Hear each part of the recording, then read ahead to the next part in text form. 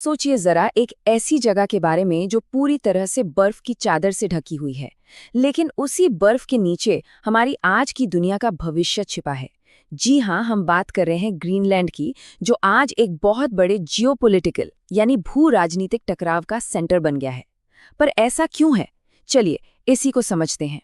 साल 2026 महीना जनवरी का अमेरिका के राष्ट्रपति एक ऐसा बयान देते हैं जो पूरी दुनिया में हलचल मचा देता है।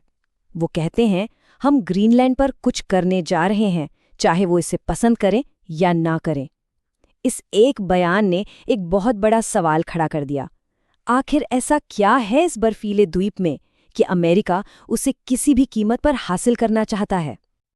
देखिए, ये सब कुछ रातों रात नहीं हुआ।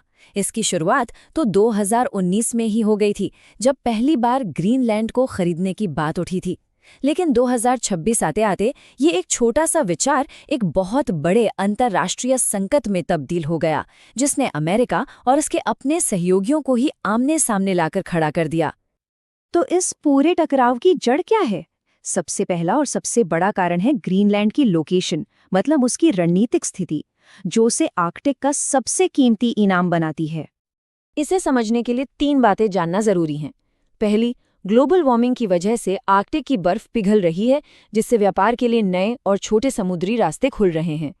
दूसरा, यहीं पर अमेरिका का सबसे नॉर्थ में स्थित मिलिट्री बेस है, जो मिसाइल डिफेंस और स्पेस पर नजर रखने के लिए बेहद जरूरी है।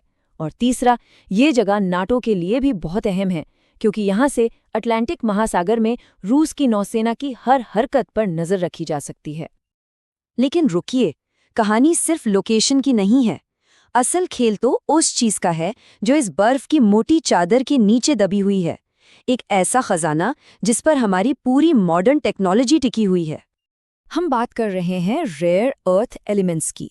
ये 17 ऐसे खास धातु हैं जिनके बिना न तो आपका स्मार्टफोन बन सकता है, न इलेक्ट्रिक गाड़ियां चल सकती हैं, और न ही आज के एडवांस्ड हथियार काम कर सकते हैं। एक तरह से कहें तो ये हमारी डिजिटल दुनिया की जान है। और यहीं पर इस कहानी में एंट्री होती है एक और बड़े खिलाड़ी की, चीन। सिर्फ एक चीज, ग्रेफाइट का उदाहरण देखिए। साल 2024 में दुनिया का लगभग 79% ग्रेफाइट अकेले चीन ने बनाया।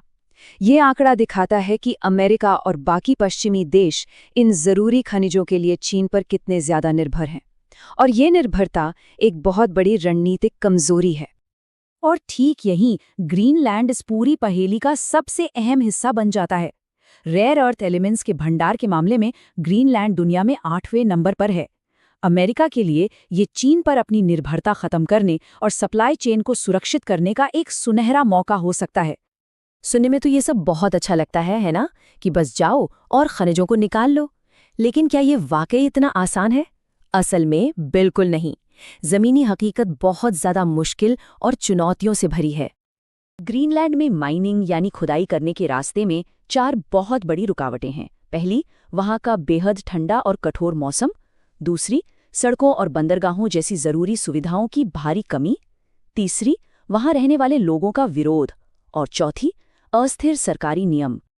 जरा सोच कर देखिए, एक ऐसी जगह जहां तापमान -40 डिग्री तक गिर जाता हो, जहां साल के ज्यादातर समय हर चीज जमी रहती हो, वहां बड़ी बड़ी मशीनें चलाना या कोई फैक्ट्री लगाना कितना मुश्किल, बल्कि लगभग नामुमकिन है।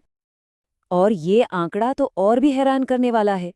ये द्वीप साइज में टेक्सास से 3 गुना बड़ा है, और यहाँ पक्की सड़कें कितनी हैं?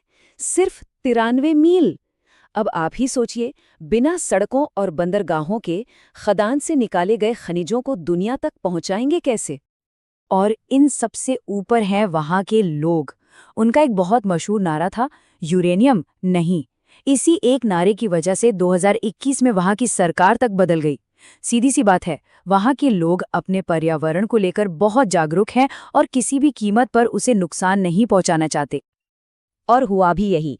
लोगों के भारी विरोध के बाद 2021 में वहां की संसद ने यूरेनियम माइनिंग पर सख्त पाबंदी लगा दी। इसका नतीजा ये हुआ कि दुनिया की सबसे बड़ी रेयर अर्थ माइंस में से एक का प्रोजेक्ट वहीं का वहीं ठप हो गया। तो अब सवाल ये उठता है कि क्या इस मुश्किल का कोई हल है? क्या कोई बीच का रास्ता निकल सकता है? हाँ, कई एक्सपर्ट्स का मानना है कि कूटनीति यानी डिप्लोमेसी के जरिए कुछ रास्ते जरूर बन सकते हैं। मोटे तौर पे देखें तो 2 रास्ते नजर आते हैं। एक है जोर जबरदस्ती और दबाव का रास्ता, जैसा कि ट्रंप प्रशासन की धमकियों में दिखा, और दूसरा रास्ता है बातचीत, सहयोग और साझेदारी का। इसी दूसरे रास्ते में एक बहुत ही दिलचस्प आइडिया सामने आता है, शेयर्ड सॉवरेनिटी यानी साझा संप्रभुता।